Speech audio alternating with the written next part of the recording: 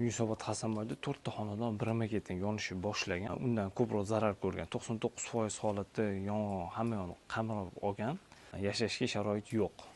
Bugun shu oilaga mehr va birdamligimizni ko'rsatadigan kun. Alloh yo'lida kim ehson qilaman deb niyat qilgan bo'lsa, imkoniyatidan kelib chiqib, moddiy yoki boshqa turdagi yordamlar berishsa, shu oilani qaytadan tiklab qo'yishga ancha yordamimiz teggan bo'ladi. Bu videoga befarq bo'lmanglar, like bosib, repost qilib, yaqinlaringizga jo'natinglar. Ehson qilaman degan insonlarga yetib borsin. Xudo xolisa qilgan ehsonimizni Alloh o'z dargohida qabul qilsin. Shu videomiz inshaalloh manfaatli bo'ladi degan niyatdamiz. Bu xonadonni shu holatga keltirish o'zi ancha mashaqqat bo'lgan. Bu holatga keltirish o'zi ancha yillar o'tgan. Inshaalloh okamlarga Alloh o'z sabr bersin. Okamlar xonadonimiz egasi bo'ladilar.